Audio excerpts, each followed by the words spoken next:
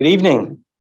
Welcome to our regular board meeting of the School District of Springfield Township. Today's Tuesday, March 21st, 2023. Spring is in the air. We have lots on the agenda and some student athletes to recognize tonight. So let's go ahead and stand for the Pledge of Allegiance. I pledge allegiance to the flag of the United States of America and to the republic for which it stands, one nation, under God, indivisible, with liberty and justice for all. The mission of the School District of Springfield Township is to educate and develop all students as learners and citizens who are high achieving, resilient, and responsible in a changing global community. Let's do roll call. Mr. Needleman. Here. Mr. DeFranco. Mrs. Green. Here. Mrs. Hubley. Here. Mrs. Hughes. Here. Mrs. Slapinski. Dr. Taratusky. Here. Mr. Bedard. Here. Just two announcements. First, we had an executive session this evening at 6:30 to discuss personnel matters. And second, the board at its discretion may videotape all or any portion of public board meetings subject to the limitations set forth in policy 006 meetings. Board meetings will be broadcast on Friday afternoons following each board meeting. Now we can jump right into reports and information. We'll start with our student report from Ms. Sarah Herzog. During the month of March, Enfield has been recognizing and honoring Women's History Month in their school community. To make this experience more rewarding for the school and in an effort to partner more closely with families, they invited family and community members to share more about themselves. They invited women to share how their lives and accomplishments connect to the school's focus. Author and illustrator Liz Lynn virtually welcomed author and illustrator Juana Martinez Neal to Enfield. The entire building got to see how she draws her pictures, makes her own paper, and comes up with such creative stories. They would like to acknowledge and thank our EHSP for delivering another fantastic talent show. Students from Enfield and Erdenheim amazed us with their skills that ranged from singing, dancing to magic and comedy. At Erdenheim, the 5th grade took a field trip to the Museum of American Revolution. On February 27th, Erdenheim held its Black History Month Assembly. They would like to thank the high school's BOE and chorus groups with the support of Mr. Thompson and Mr. Puntel. The students were excited to participate in the program with the students from the high school.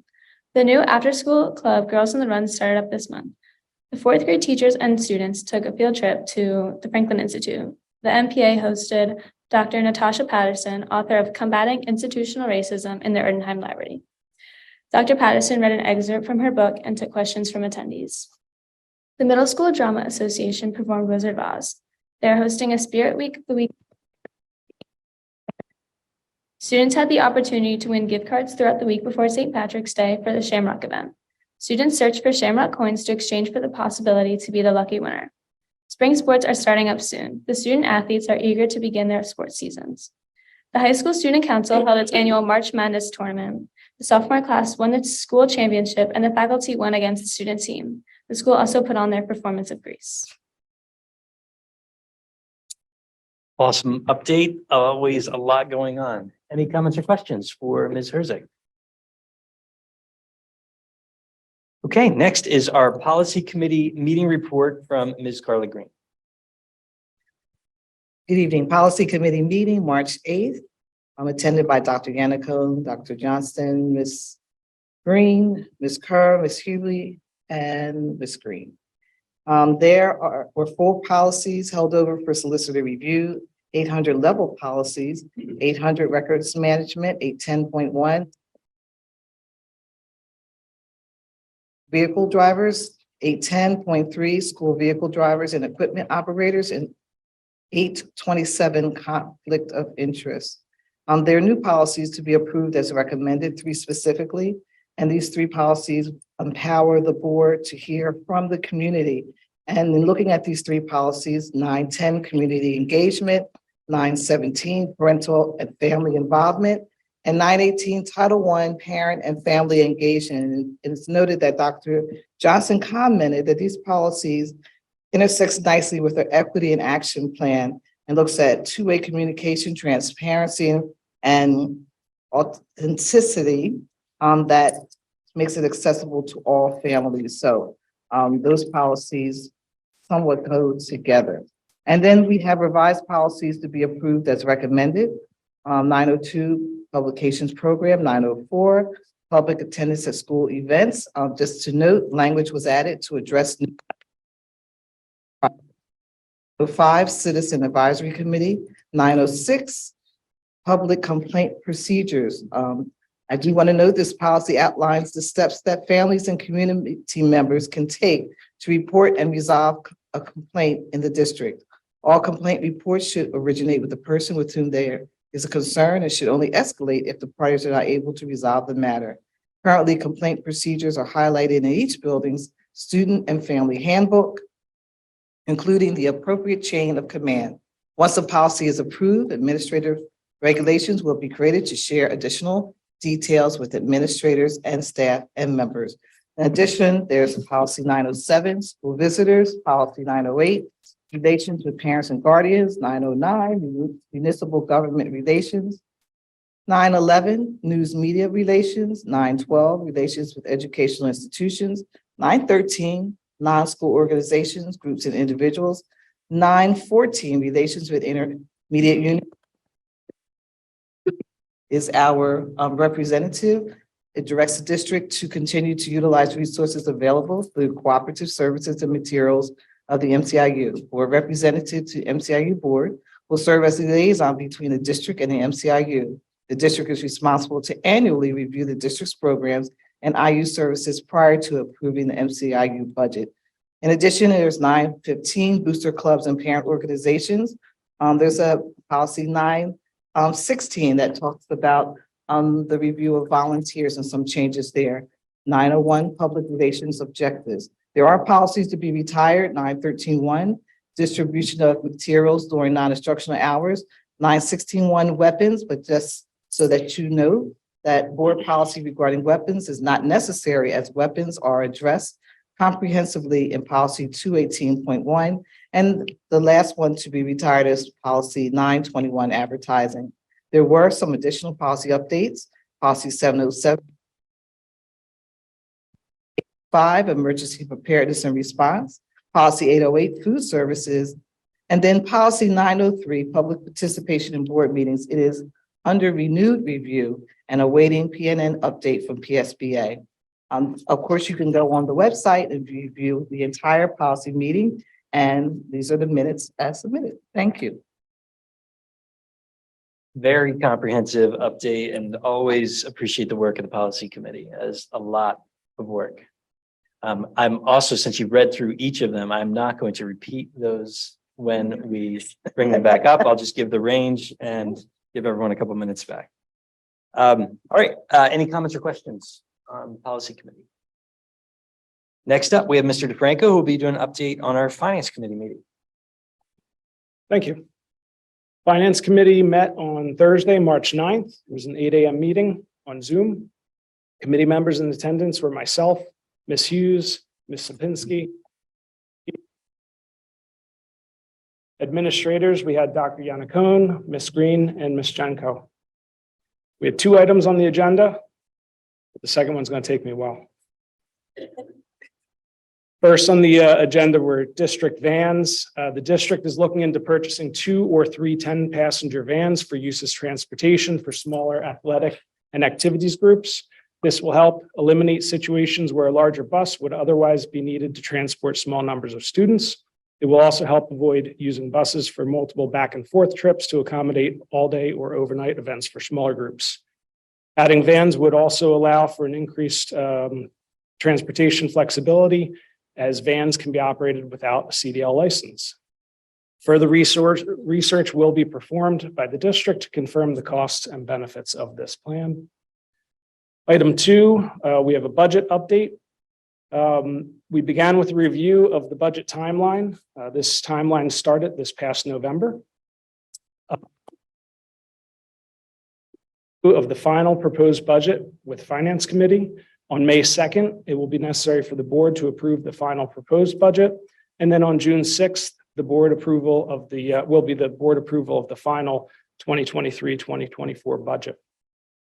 As part of the process, we reviewed the revenue assumptions that are incorporated into the budget. Revenue drivers include real estate taxes, real estate property taxes, real estate transfer taxes, earned income taxes, state revenue, and federal revenue. District has seen an increase of 1.96% in assessment values from 2022, and the collection rate for real estate taxes is at 98.5%. It was noted that a millage increase of 3.5% will generate an additional $1,659,840 in revenue. The real estate transfer tax 5-year average is about $700,000. And the 5-year historical trend for the earned income tax indicates an increase of 37.87%. This is attributed to state funding is based on the 2022-2023 allocations, as we're not sure we can rely on what the governor has proposed in his budget. Federal revenue is also based on the 2022-2023 allocations, along with the anticipated use of existing ARP and ESSER funds. The proposed budget is based on a projected total revenue of $68,401,666 and a proposed tax increase of 3.5%. We reviewed the expenditure assumptions that are incorporated into the budget. The expenditure budget is largely driven by contractual obligations. Contractual obligations account for just over 88% of the proposed budget. These contracts include previous settled teacher, support staff, confidential, and administrative employee agreements, and result in an increase in expenditures of approximately $1.7 million. Other contractual obligations include the addition of new positions, services, substitute services, athletic training services, and debt service, all of which are expected to increase in the 2023-2024 year. Also incorporated into the budget are additional expenditures due to the updated or new curriculum for math, science, ELA, health, PE, and elementary strings. Technology expenses include Chromebook replacements for grades 3 through 5, Power School, Schoology. This is the new student information system, and year 2 of our 5-year cybersecurity plan. Capital projects will include partial roof replacement at the high school and middle school building and field renovations, which will be financed through a bond issuance, resulting in a debt service increase of $575,000. This all results in a proposed budget expenditure of $69,816,832. With the budget as proposed, we would be looking at a 3.5% tax increase, resulting in $68,401,666 in anticipated revenue. The monthly impact on a median homeowner would be $16.14 per month. With the anticipated expenditures of $69,816,832, we would end up with a difference of $1,415,166 left to be supplemented from fund balance. Committee members requested that the district present an alternate option of a 3.1% increase while detailing the impact of additional fund balance usage versus the impact of potential cuts. It was noted that the 3.5% increase is the middle ground between prior year's increase of 2.8% and the current Act 1 index for 2023-24, which is at 4.1%. Next Finance Committee meeting will be held on April 20th, 2023, and it will be by Zoom again. Another very comprehensive update. Thank you. Any comments or? I would make one comment. I just want to thank the administration for coming in with an initial budget that was following the guidance of the board and our historical approach, which is to come in under the authorized indexed increase, and being very open to the discussion to even create more room and understand what those trade-offs would be. So appreciate it. There's good dialogue with me. All right, we will now move into administrative reports. I'll turn it over to Dr. Danica. All right, thank you, Mr. Bedard. It's nice to see everybody here this evening. want to share just a few pieces of information, some student news and district news with the board. Over the last 2 weeks, I've had the pleasure of attending the musical both at the high school and at the middle school.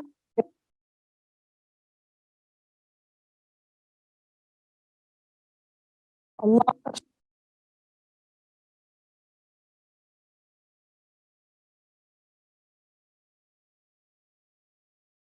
fourth and fifth graders participating in Munchkin Land at the Wizard of Oz. They did a great job. Also want to recognize that yesterday was the first day for middle school spring sports. And I was able today to take a tour of our new fields, see our student athletes using those fields.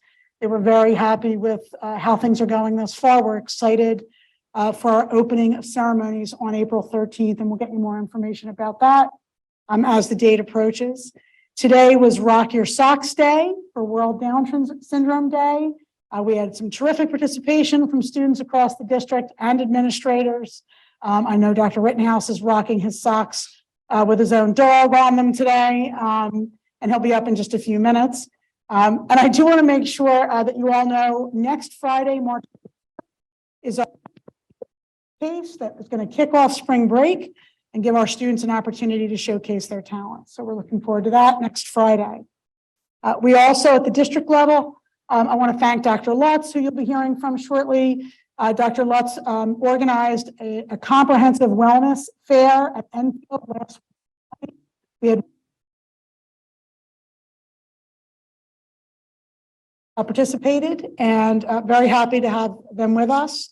We also, this past Thursday, had our first annual First Responders Day. We had representatives from local fire companies, local police, emergency services, county services, and just the students were thrilled. We had students from Erdenheim, the middle school and the high school able to go and visit with the first responders, who were also very grateful for the opportunity. And as you know, we've been trying to help the township, our 3 fire companies, with recruiting students and adults to be volunteers. And I believe we found responders event. We also had a second home and school meeting last Thursday night. At that meeting, I shared district themes and goals, an update for our parents. Last week, we also had our Multicultural Parents Association meeting. They brought Natasha Patterson, an author, who focused her dissertation on mentoring and the impact that mentoring can have on our younger students. And we were very happy to hear from her. Next Thursday is kindergarten orientation. Our last meeting 2 weeks ago, I shared with you that we were approaching 100 registrants. We are now approaching 150 in just those 2 weeks. So we have a lot of families registering their children for kindergarten. We're excited about that. And as you know, spring break is coming quickly.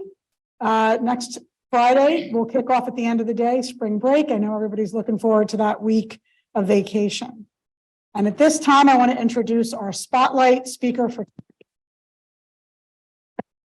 our high school athletics programs. I see all these students with medals in front of you.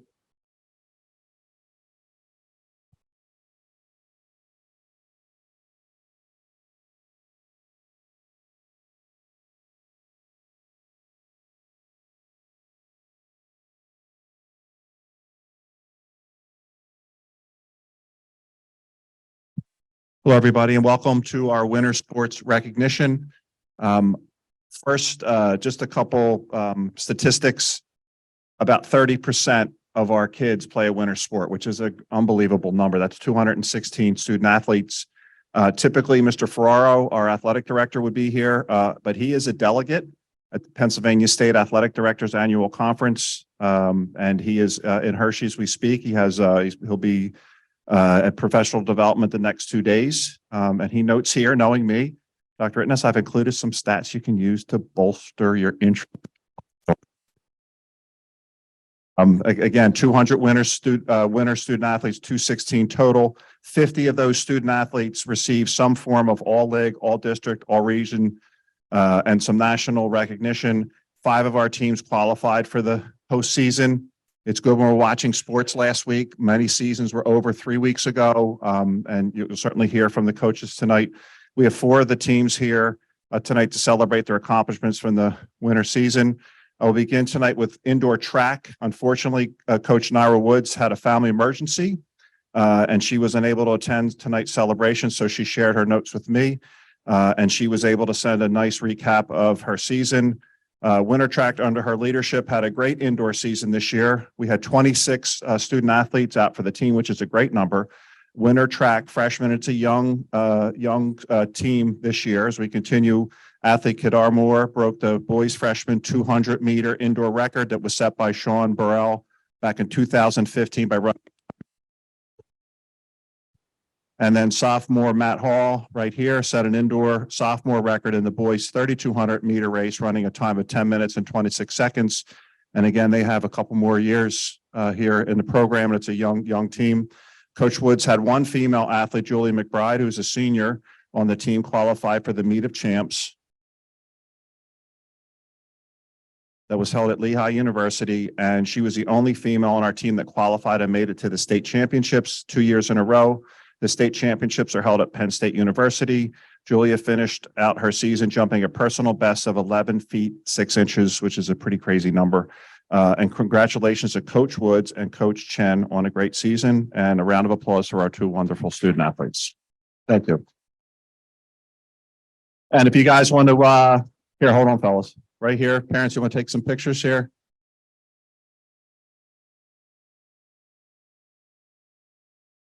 You hold this, Coach, for a second.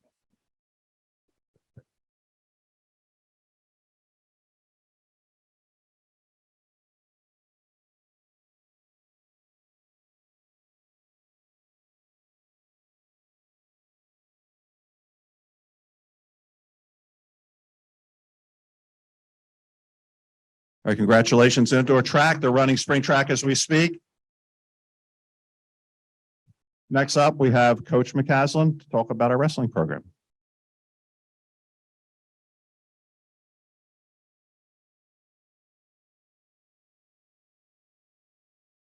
I brought some representation with us today. A lot of kids doing spring sports, couldn't make it.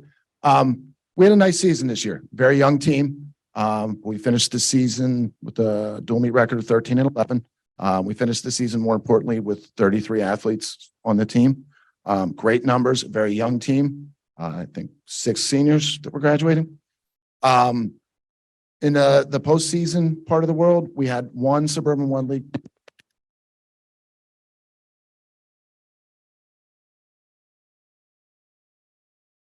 And then in the actual postseason, we had 8 regional qualifiers, James Paroli, Colin Pennington, CJ Johnson, Kenny Cordon Acevedo, Will Horn, Jason Morrissey, Aaron Kaufman, and Felix Bocella, which 8 wrestlers to regionals was a great accomplishment with such a young team. And then finally, we had our first ever state qualifier to the girls wrestling tournament. Marlo Williams finished 5th in the region. Finished 5th in the region in a fast growing sport. Went up to Parkland High School for the regional tournament. Wrestled great, finished 5th, qualified for the state tournament out of Central Dauphin High School. We went out there 2 weeks ago, Sunday. She was great. Finished 2-2, 1 match away from medaling. This group can bring back next year. Thank you.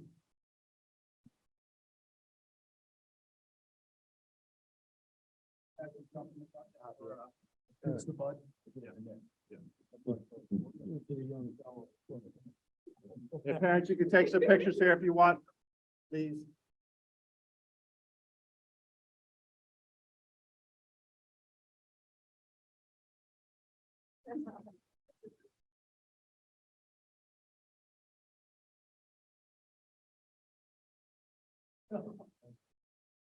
All right, thank you, wrestling. And next, girls and boys swimming. Good evening. I am Coach Bud, head coach for girls swimming. This year, we had an incredible squad. We had 22 swimmers and 5 divers, unheard of in such a small school. the season undefeated in our league. And we went to, at the end of the season, we won Suburbans. One of the trophies up there is girls Suburbans, and that was a whole team effort.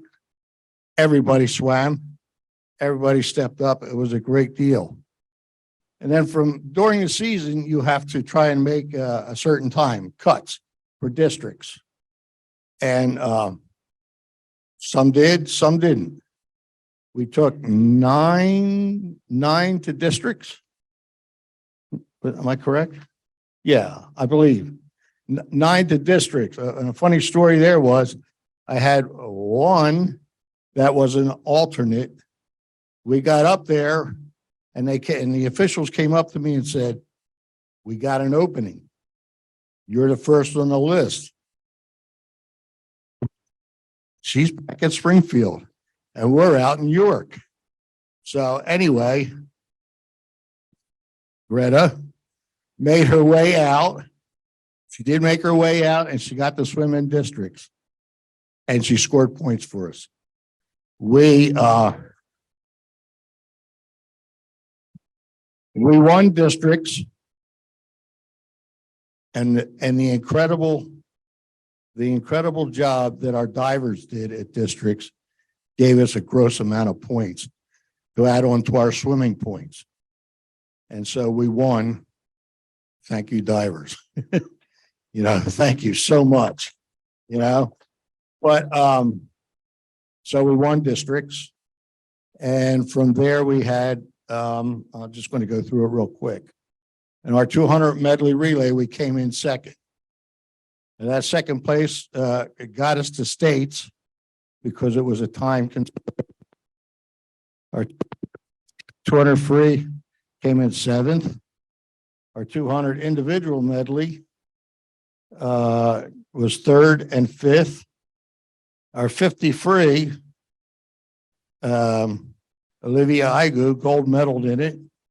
She won that. That's an automatic trip to states. And we had Ashley Schultz and Grace Tolan in that.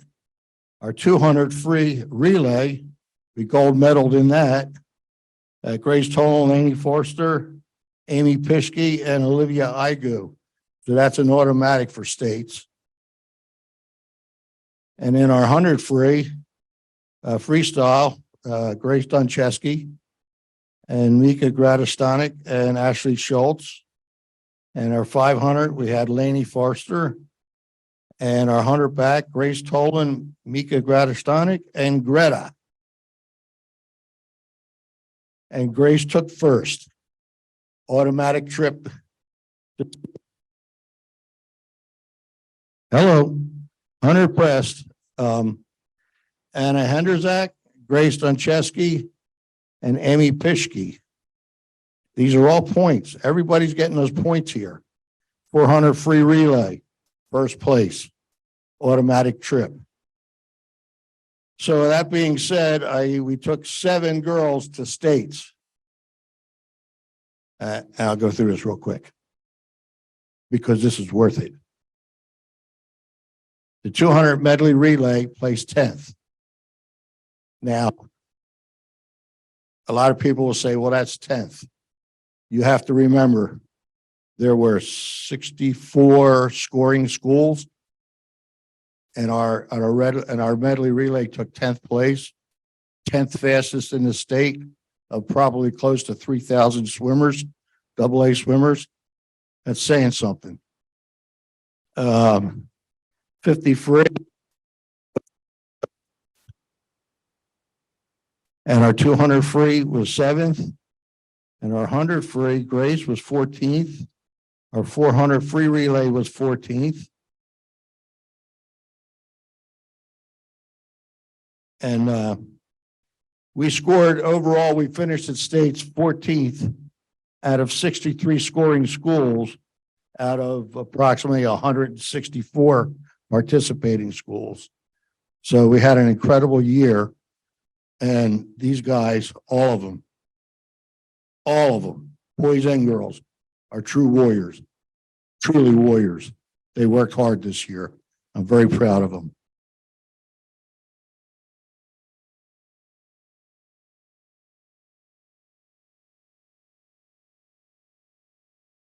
We'll get a picture.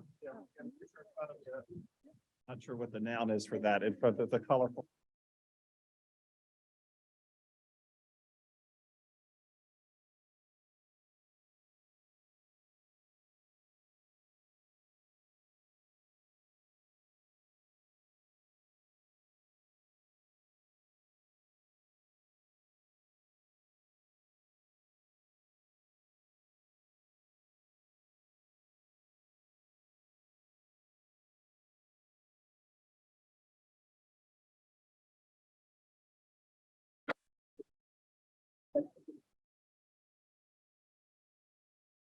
Okay, boys, come on up. School board, thank you very much for having us this evening. It's always a honor to have our athletes who are very proud of their accomplishments. Share that with the school board who actually funds their accomplishments to travel from place to place to place. So this year was an outstanding year for us for a lot of reasons. We had a lot of individual accomplishments. We had a lot of team accomplishments, but we also had for a largest swim team for a long while. We had 3 male divers. So the whole team itself was 22 swimming, diving athletes.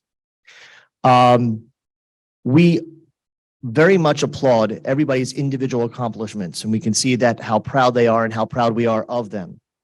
But more importantly, or as importantly, is their team accomplishments, because with their group effort, from the person who came in doing not the greatest time to decreasing their time, increasing their abilities, all while spending 3 hours after school, Saturdays at a gym, and then schoolwork, plays, music, all the extracurricular activities, and then going on to a swimming championship for Suburbans to win the title amongst 5 other schools in our league.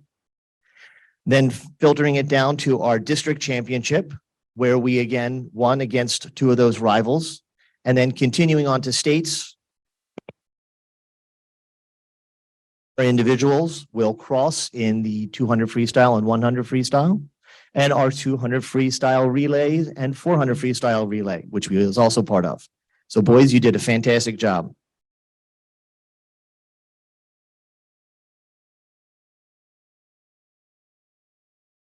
So I just wanted to say to all the athletes in the room and our athletes, the amount of energy and effort you guys put into your sports, respectively, is impressive, because above and beyond your time you spend in the gym, in the training, in the pool, in the wrestling room, on the track, you then have to continue back at school.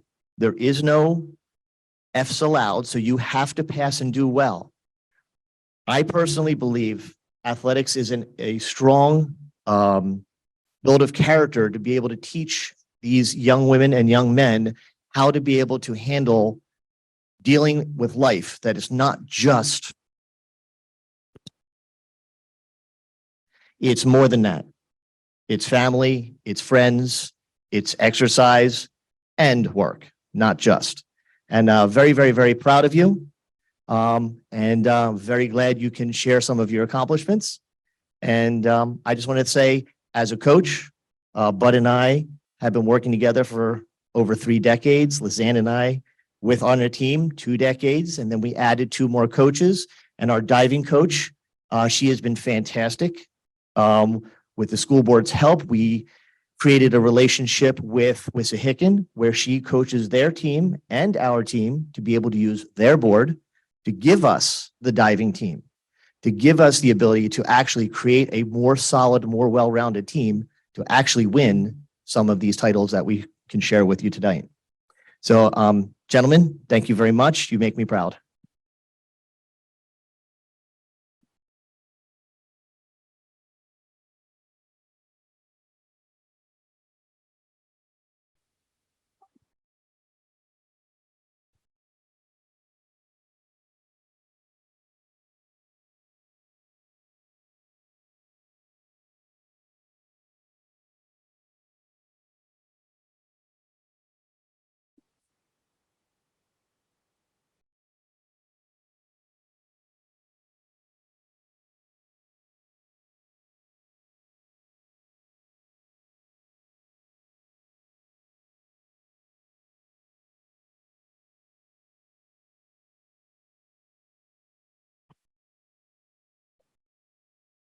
So while that photo's being taken, I just want to take a moment, first of all, to echo Coach Militello. I couldn't have said it better myself.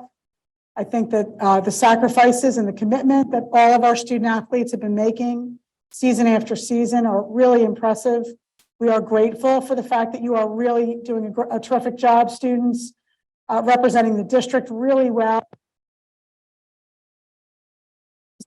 We know the time that you put into this far exceeds the paycheck you receive at the end of the season. So we are grateful for your nearly volunteer service to the district.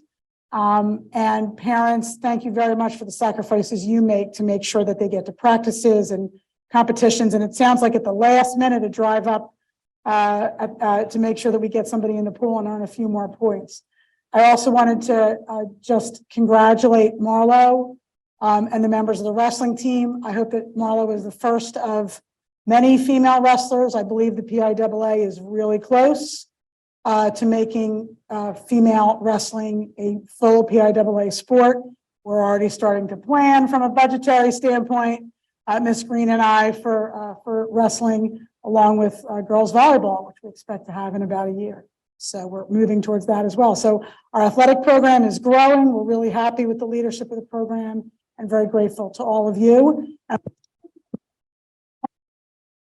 And then we'll get to the rest of the agenda.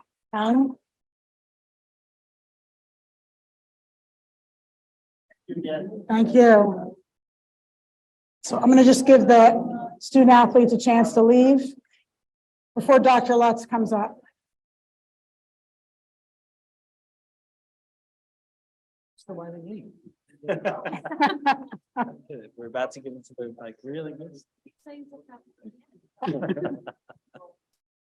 So that concludes our spotlight. As you know, we did have a separate report from Dr. Lutz.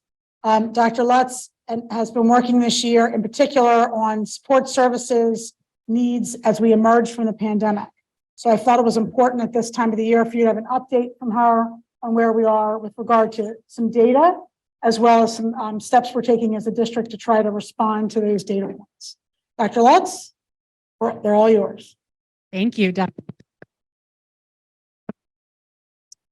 That we're going to put up here momentarily.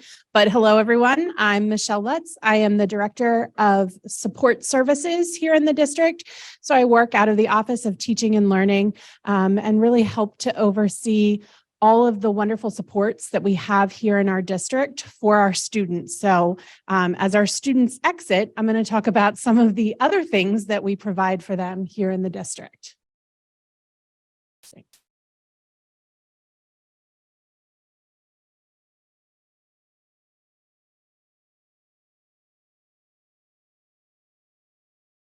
No. There should be letters on it. To our tech team. Oh, there you go. I was going to say, if necessary, I can share my screen. Perfect. Thank you. So tonight we're just going to go over some of our data trends. We're going to talk about what is support services and then do a little bit of a deeper dive around our district for our students. So the first thing that I want to talk about is we do look at our overall local, state, and national data that we get from student mental health. Part of this is our PACE survey that is administered every other year to our 6th, 8th, 10th, and 12th graders. And so we get to see a continuing trend amongst those students because we're always surveying the same students in those every other years. And this really helps us to see how are students reacting in a variety of different ways. The PACE survey was originally set up to take data on drug and alcohol use in students. It has greatly expanded over the years to include some mental health topics. We also look at how are students feeling in terms of food insecurity, because we know that some of those things drive our academic performance.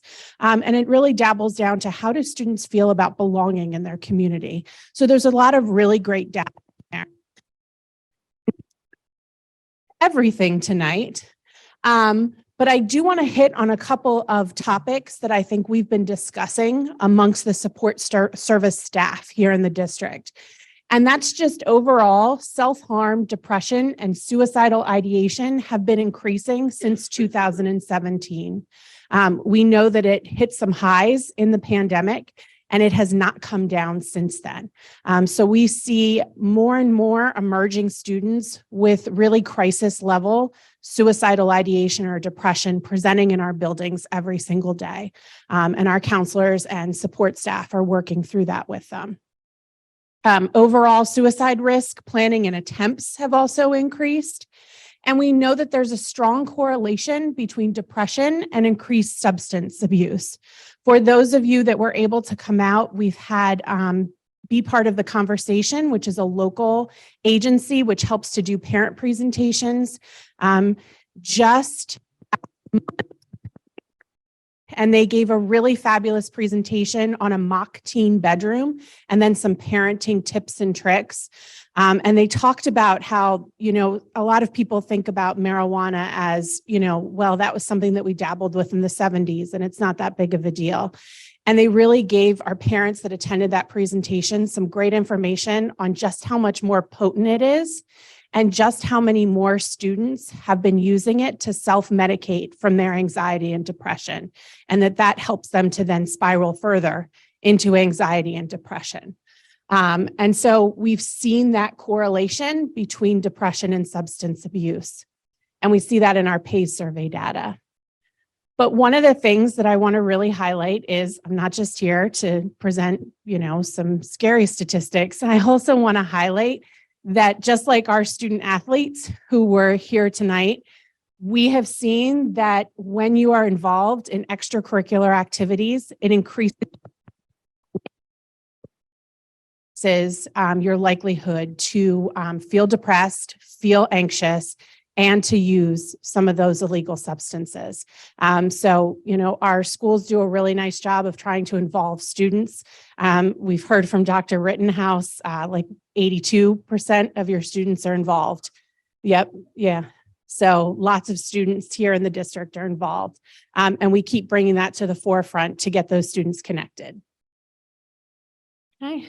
So every other year in November, we administer that PACE survey, and then we get back a wonderful booklet of information that we use throughout the next, year and a half to really guide some of our work and to drive our conversations with what we need to be doing for students. And so I just wanted to call to your attention some really important statistics that we took out of this. 14.3% of our students reported engaging in self-harm behaviors over the last 12 months. And you can see,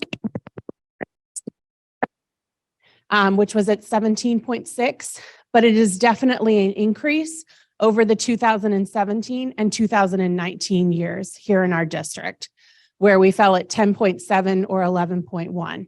So we're steadily increasing. 34.2% of students felt depressed or sad most days in the past 12 months. Again, we're below the state comparison of 40.1, but still higher or in line with our 2017 and 2019 reporting. And remember, these are the same students with the exception of that 12th grade that would have moved out in some of those years. 14.7% of students have seriously considered suicide. And these are obviously troubling numbers for us. But the state comparison is 18.6%. And again, you can see we've increased from our 2017 and 2019. And then 12.6% of our students have planned their suicide, with a state comparison of 14.7%, and obviously a pretty critical jump since 2019, where it was 7.6%, and even 2017, where it was 8.3%. So those are alarming numbers for us. It's something that our counselors and our social workers really think about every day as they're working with our students and helping them navigate not only their own mental health, but having conversations with parents and connecting them with community services. The last thing that I want to share is that 5.5% of our students report that they have attempted suicide one or more times. Again, state comparison is 10.9%. And we're actually down from our 2017 numbers. We've had a lot of presentations for our students throughout the years. Even during COVID, our students were being presented,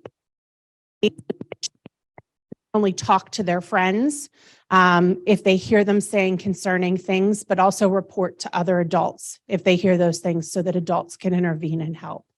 And we'll continue with those educational programs. Okay. So we know when we're talking about mental health, we often think of like when we go to the doctor, right? And the doctor diagnoses you with heartburn and you get a medication. And hopefully for the most part, your heartburn clears up, right? Unfortunately, mental health doesn't work that way. Mental health really requires you to put in a lot of work. It can require adjusting medications. It can require a lot of intensive therapy, doing group work, self-reflection. And so it really is a process that you undertake. And so I'm really proud to work with clinicians who understand that process and know that this isn't just an overnight snap our fingers and is often, years of work and being able to pass on to the next person in the next building information and really, closely hold on to those students that have shared concerns with us. And so I want to talk a little bit about our support services. Are there other words on your slide? There's more words on this slide, but that's okay. We can go through it. So we over in support services, there's a lot that comes together for all of our students. And so we're going to go through all of those wonderful services. There we go. Whether it's counselors, whether it's us social workers, we have a really robust English language department, which helps our families who don't speak English as their first language acclimate to our schools and get really good services so that they can pick up on the English language. That, being bilingual in today's society is really a great thing to be. And so here is our services. So our counselors, there's 8 counselors across the district, and they really focus on helping students with their academic development, their personal and social development, and career development. And this is different at every stage. Obviously, our counselor at Enfield does a lot different work than our counselors up at the high school. But everyone is doing age-appropriate activities. They're doing classroom lessons with our students. They're really taking time to listen to them. They run a lot of our really great student groups, whether it's for students who feel anxious or students who identify on the LGBTQ+ spectrum. Our counselors are embedded in all of that work. We are incredibly lucky here in Springfield Township. We have 4 social, and that's an incredible resource because what it allows us to do is that our counselors are able to work directly with the students. And when students need a higher level of care and need to have supports connected to the community, our social workers are able to step in and make sure that those connections are made and continue to follow up with families. And that's really rewarding for our students because it gives them the respect and the time to be able to make those connections. If you've read anything in the news, you know that many of the mental health services in the community are really taxed. They have the same employment challenges that school districts are having. Many of their lists and their beds are full. And so having social workers who have an intimate knowledge of how those facilities work and how those systems work, and being able to have the time and space in their day to continuously follow up and help parents fill out forms and help parents get connected with insurance, or direct them to food bank, connected to resources, is incredibly powerful for our students. So that's a really great resource that we provide for our families here.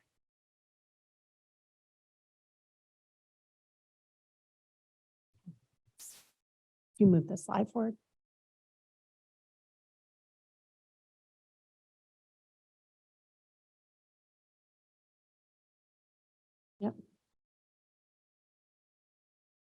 not moving. It's on. Okay. Oh, great. I divert your attention over to our other screen.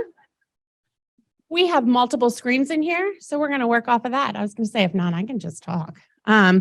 So obviously we were here, thank you. We were here in January to talk about the Equity Action Plan. And this is something that comes out of the Office of Support Services, and it really does help make sure to everything that they need. And it also helps us take a more closer look at some of the things that we provide and how we provide those services to make sure that all of our students feel a sense of belonging here in the district and that everyone's wrapped tightly when they need the services that they have asked for. Okay. Another thing that comes out of the Office of Support Services is our registration oversight. And some of the things that fall under that is our homebound instruction for our medically frail students. And so we often send teachers out to houses for students who are not able to attend school because of medical conditions. And then we also oversee the McKinney-Vento process, which is the Homeless Student Act. And that allows students who find themselves homeless for one reason or another to be able to access their education in the same district that they would have if they were not homeless, which is a really wonderful between buildings multiple times a year. And it also gains them access to a lot of really great services like automatic free and reduced lunch. Our social workers check in regularly with these families. And we also have a lot of wonderful community organizations that provide families with anything that they need. Students who demonstrate that they might need a holiday meal or might need a coat during the winter months. Our social workers and our counselors are always there to, make those connections and provide families with those needed materials.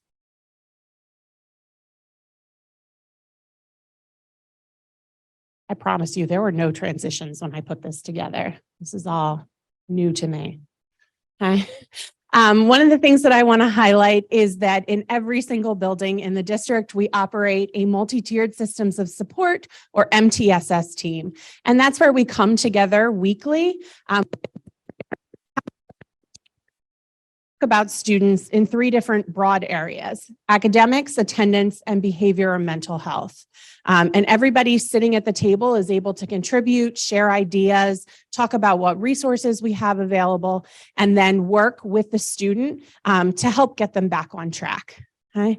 And this has been a wonderful process where we're able to really delve into individual student needs and make a plan to help them succeed. Okay.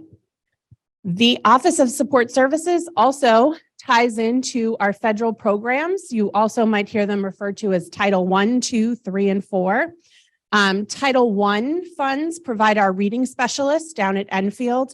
This is a wonderful service to our students who demonstrate on multiple assessments that they're struggling to learn to read, are able to work directly with reading specialists and reading aides to help support them in increasing those skills. Under Title II and Title IV, we provide professional development for both ourselves and some of the surrounding non-public schools in the area. And Title III supports our multilingual students. We actually belong to a consortium with the IU, so they provide us with some programming, and then our teachers get some funds each year that they're able to use for, some of their individual needs based on the students that they have sitting in front of them. Okay. We were lucky enough this year, we have applied for and so far have received word on one of these grants.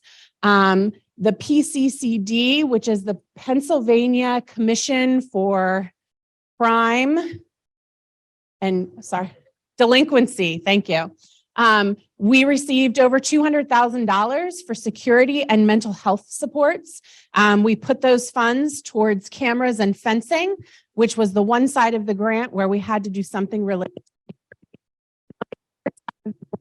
using that for increased psychological supports for next school year. And we recently applied for the MCIU grant, which is an additional $200,000. We're still awaiting notification, but that would be funds for, again, increased psychological services and some additional staff training in trauma-informed practices. Okay. One of the most important things that we can do is get this message out to all of our staff and our teachers. And so we've developed some professional development through the Office of Support Services on trauma informed to make sure that our teachers understand that we don't need to know a student's trauma in order to support them in our classrooms. And that's just really making space for our students and meeting them where they're at, making sure that they feel supported. We obviously do some training on equitable practices. We've agencies that have brought in suicide prevention. So this year, all of our 9th graders participated in the Signs of Suicide or SOS training. And those were held in their small group classrooms where students were able to actively engage in conversations with the trainer. We got some really great feedback from the high school students on that training. And there was a parent program in October where parents could come out and learn more about the signs of suicide and what you can do to prevent suicide with your child. We've done some multilingual learners, best practices that happens at every building every single year. And then obviously we have some mental health resources that we share actively with parents, students, and with community members. And our staff also can access any of those resources at any time. Plus they have, the wonderful clinicians that work in our building that they can obviously go down the hall and interface with. One of the most important our counselors and our social workers and our psychologists to a large degree take on a heavy burden. Every day, kids are telling them a lot of really, really heavy things. And so we've had an increased focus on how we can do some caring for the caretaker. And we had a really great workshop with our counselors and our social workers back in December, where we had an outside presenter come in and talk to them and share some tips. We got some great feedback. So we're hopefully going to plan something for this spring where they can also have some additional time to really, have that headspace and work together and collaborate while also feeling supported for a lot of the work that they do. I just want to share some of our outside partnerships that we have. Like I said, we've joined up with Be Part of the Conversation. You will see them advertised all throughout the community. It's not just us that is partnered with them. We share our resources with other school districts. Other school districts share their Office of Support Services webpage. You can always see what's coming up next. There is an upcoming presentation on cannabis on April 20th. And we're partnering with some other school districts to provide that. It is via Zoom. You can see, as Dr. Yannicone shared, we had our first annual Family Wellness Fair. It was a huge success. So we're already planning on making that an annual event. We had a lot of families come out. They were really thrilled to be able to see what was available for them in the community. So we plan to grow that each year. We partner with Aldersgate and Child and Family Focus to bring services to students on site. And then Mr. Chinta and I, who's sitting back here, we attend a lot of professional developments together to find out what are the best ways to keep people safe. So you can see there's Mr. Chinta sitting with our parent reunification kit that we got for attending a training. Okay? And as always, we always send out a lot of SMORE newsletters, make them accessible to everybody. The great thing about SMORE is it's easily translatable, so all of our families can access the resources that we send out. Okay. And one of the last things I want to highlight, because I started this presentation on kind of a downer note, but I just want to share some really great pictures from around the district.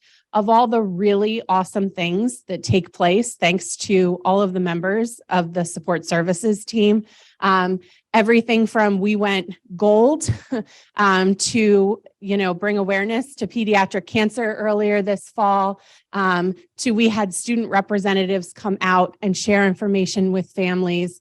You can see our wellness fair. A lot of our people have been highlighting diversity around the district in their bulletin boards. It's been really amazing, all of the different things that we've been able to provide to our families. Great team, and we really thank you for all of your support. That's it. Thank you. Sure. Thank you.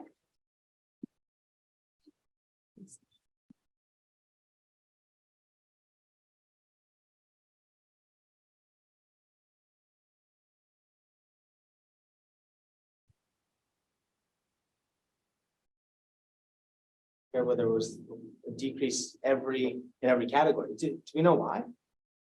We do not specifically. There were definitely less numbers. I mean, you can see though, they're pretty close to the 2017 numbers. And then they skyrocket after COVID. So this was the first survey that we took since the closures from COVID. So we kind of expected to see the increases, but no one has come out and given us any information on some of those decreases.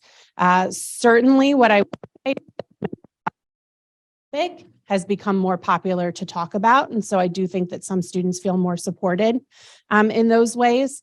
But, it's such a slight variation that no one has given a reason for it.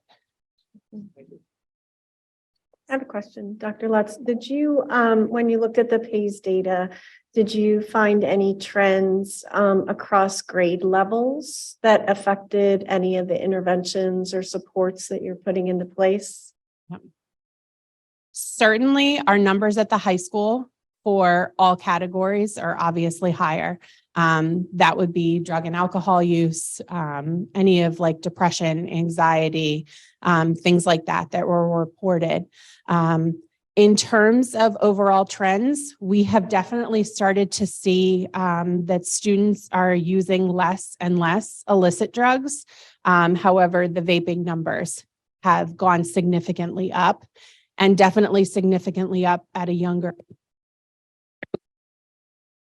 graders who reported that they smoked in years past. We are seeing more and more sixth graders who are reporting vaping at a younger age. Any cohort trends?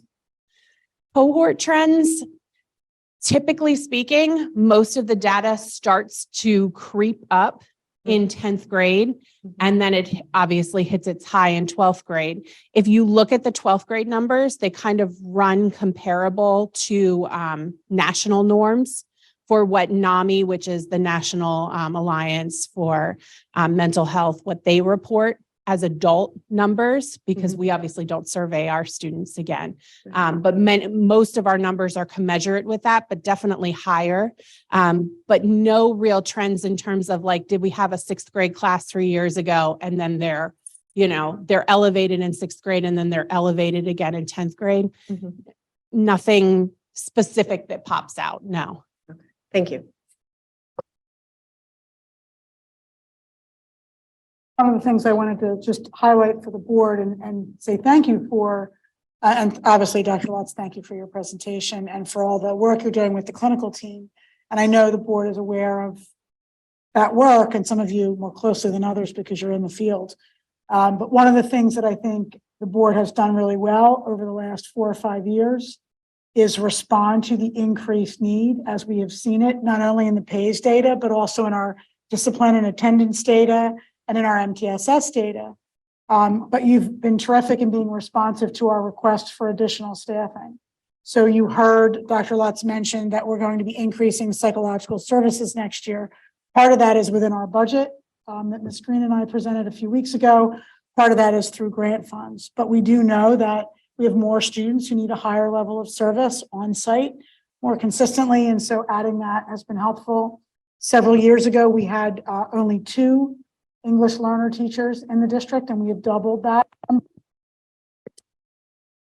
Is social work services, and counseling services across the district with outside agencies. And so all of that over the years, recently you have approved, and that has been really helpful in our being able to get resources to families and to students as they need.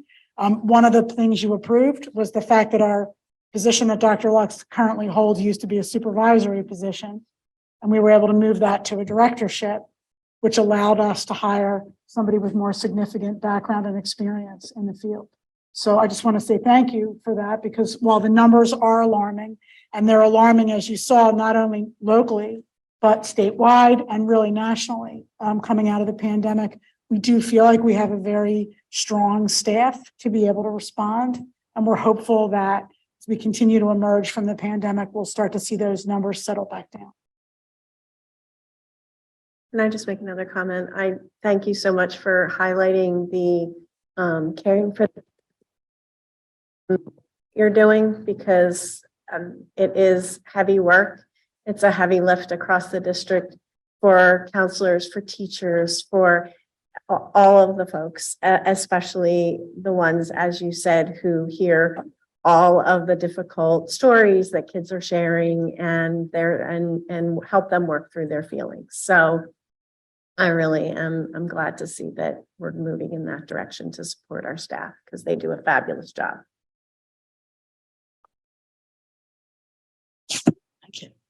Any other comments or questions? And I'll just say on behalf of the board, Dr. Lutz, thank you again. I was able to attend wellness night, exceptionally well done, well attended, and such an important topic. So thank you for taking us through all the detail. And then going back to the highlights of the student athletes, as well as the updates that you gave on spring musicals across the schools. I mean, I think it is a testament to this district that there is so much involvement in extracurricular activity. It seems that we are doing the right things to invest in support services and the activities that our kids need to stay connected and feel a sense of belonging. So great work on that. Okay, we will move on to, I can't believe it, we're our first public comment section. We are going to do public comments on agenda items. I'll turn it over to Mr. Mino. Thank you, Ms. Woodard. Just want to remind folks of our guidelines for speaking. We are limited to 3 minutes, and we'd ask that you identify where you live in the district and your name. That said, I don't see anyone has signed up to speak on an agenda item in person, and I don't see anyone online either. I don't know if you want to give it another 30 seconds or so online, although we've certainly been at this for a little while. Yeah, if anybody has a comment online, go ahead and raise your hand. Just a couple seconds.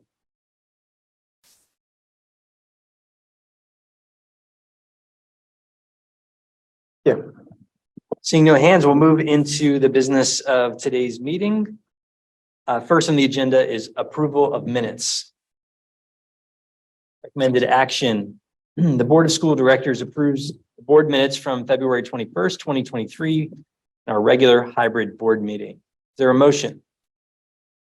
Motion. And a second? Any comments or questions? Okay, all those in favor say aye. Aye. Any opposed? Minutes will pass. Next item is approval of the treasurer's report. The Board of School Directors approves the February 28th, 2023 treasurer's report per the attachment. Is there a motion? And a second? Any comments or questions?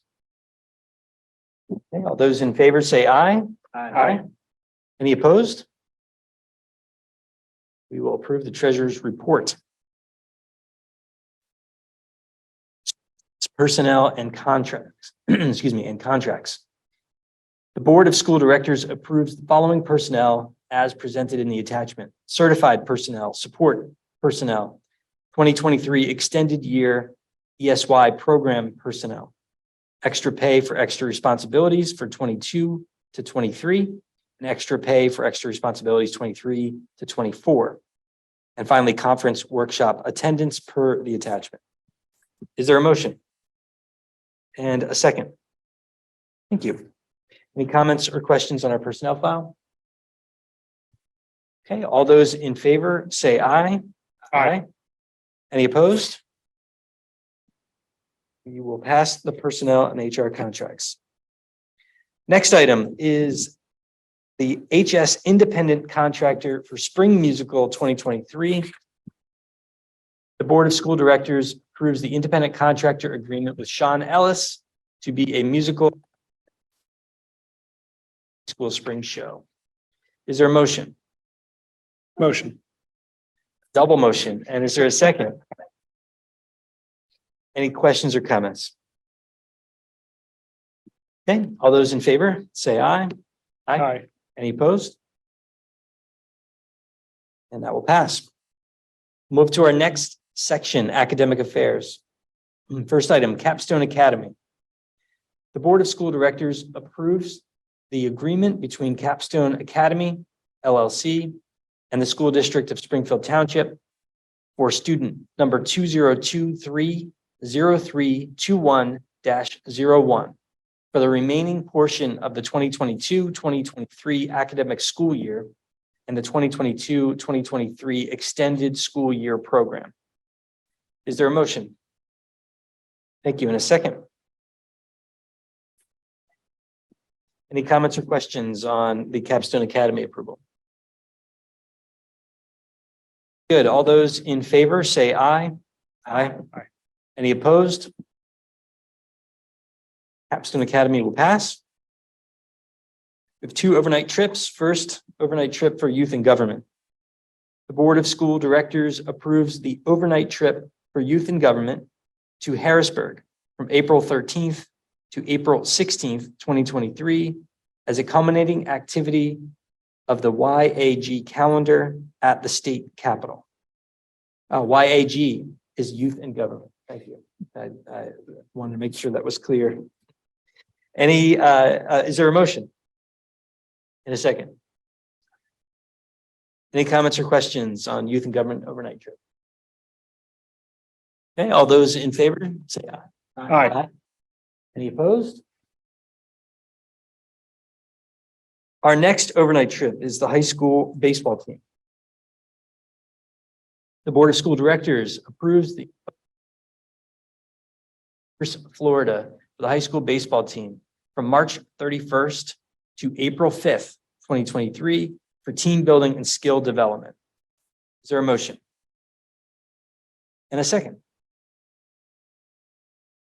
Any comments or questions on the baseball team overnight trip? Okay. All those in favor say aye. Aye. Any opposed?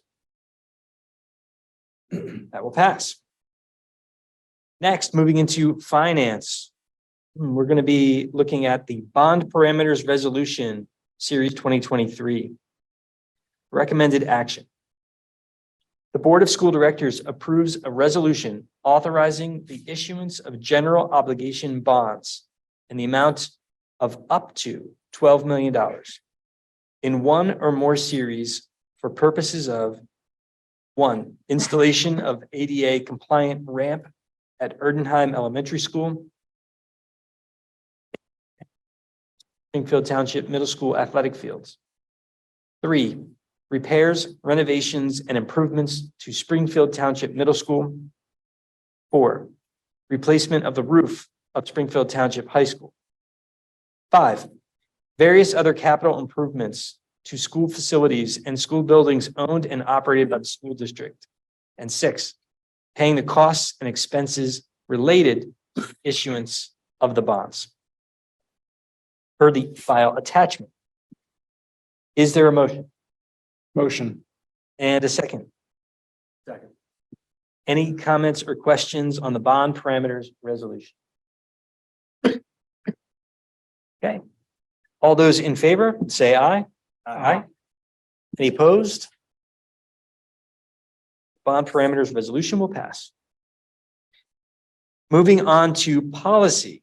Again, as a reminder, Ms. Green covered policy details in her through all of the policies, but I'll give a general overview for each. First up is 800 level policies. And this is a first reading. Recommended action. The Board of School Directors approves the first reading of 800 level policies reviewed by PSBA, and the solicitor. And there's a series of 4 of these policies for the attachment. Is there a motion? And a second? Any comments or questions on the 800 level policies? Okay, all those in favor say aye. Aye. Any opposed? 800 level will move to second reading. Our next is 900 level new policies to be approved as recommended. The recommended action is the Board of School Directors approves the first reading of the following 900 level new policies as recommended in the attachment, and there are 3 policies for review in the attachment. And a second. Any comments or questions on this first reading? Okay, all those in favor say aye. Aye. Any opposed? The 900 levels will pass. Another batch of 900 levels. Our recommended action here. The Board of School Directors approves the first reading of the following revised 900 level policies to be approved as recommended and also in the attachment. And these run from 901 public relations objectives all the way through to 916 volunteers. Is there a motion? And a second? Second. Any comments or questions on these first reading 900 revised policies? Okay, all those in favor say aye. Aye. Any opposed? Okay, first reading will pass. Next are our 900 level policies to approves the retirement of the following 900 level policies outlined in the attachment. Just a couple here, I'll read them. 913.1 distribution of materials during non-instructional hours, 916.1 weapons, 921 advertising. As a reminder, we retire policies when they are fulsomely covered in other policies that exist. Is there a motion? And a second? Any comments or questions on our retired policies? Very good. All those in favor say aye. Aye. Any opposed? The retirement of these policies will pass. All right, excellent work, guys. No updates in this meeting for property. So we'll move right to public comment on non-agenda items. I'll turn it over to Mr. Needham. Thank you, Mr. Dodd. As a reminder, non-agenda item, and if you do wish to speak, just please let us know where you live in the township, and the floor is yours. I do see one person signed up in person. That's Matt Taylor. Are you here? Please come on up. If you would, Mr. Taylor, for your address, you put STHS, which is Springfield Township High School. Does that mean you're a teacher in the high school? All right. So, and whether you live in the township or not, our policy allows the teachers or any staff member to speak. So please go ahead. Well, should I use this mic? Yes, please. Sure.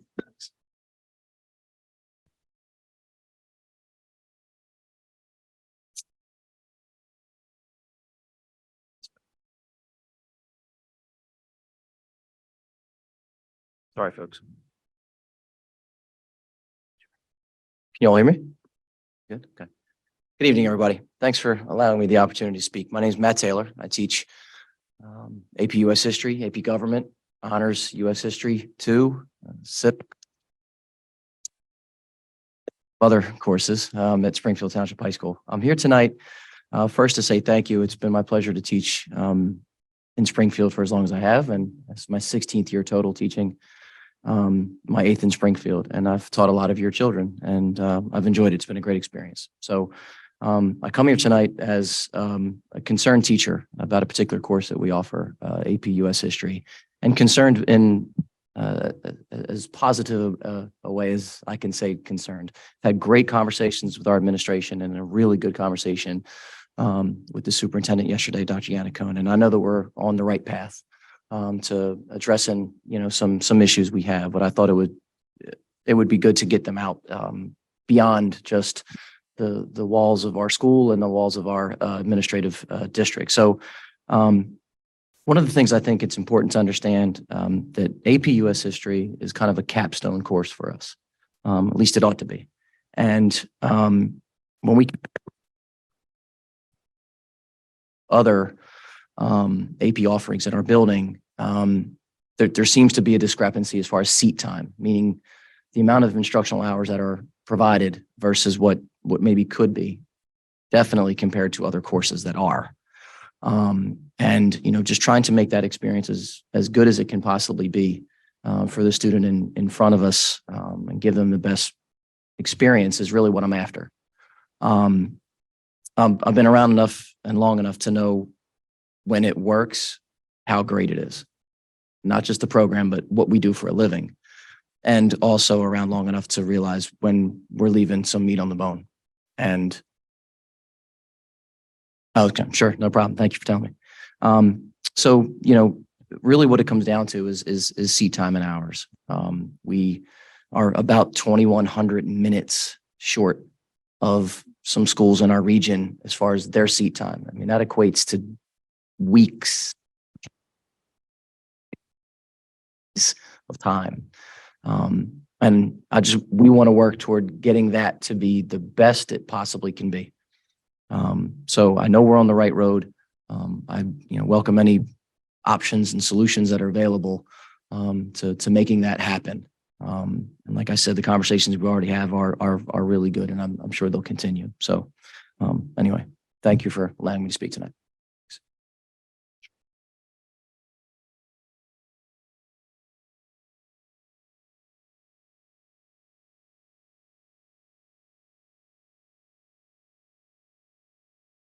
I don't see anyone else who has signed up to speak in person. I don't see any hands raised online either, but if there is anyone who wishes to speak, who's joined us online, please let us know, raise your hand. I don't see anyone.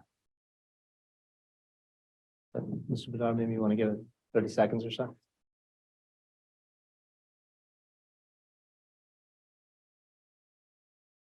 All right. Lost my spot here. Announcements moving forward.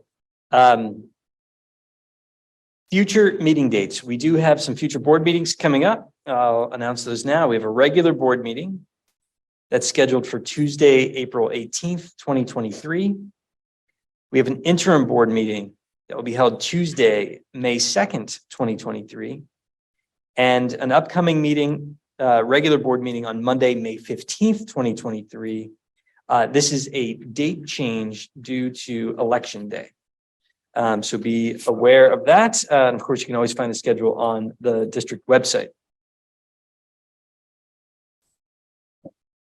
We have one future committee meeting to announce. That is the Finance Committee will meet on Thursday, April 20th, 2023 at 8 a.m. And that is we will see you there. More information can be found on the district website for how to register. And with that, I'll just open it up to the board. If there are any other comments or questions from tonight's content or activities.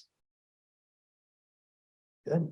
I too do not have additional comments other than thank everybody for coming. And this has been a busy time of year and a ton of great updates. Yeah. Dr. Yannicone, anything you want to close with?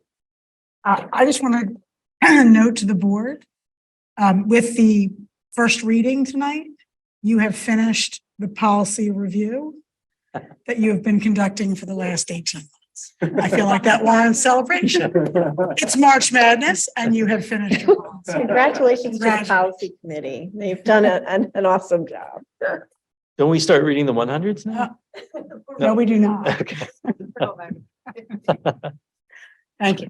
Very good. All right, we'll adjourn for the evening. Thanks everyone for coming.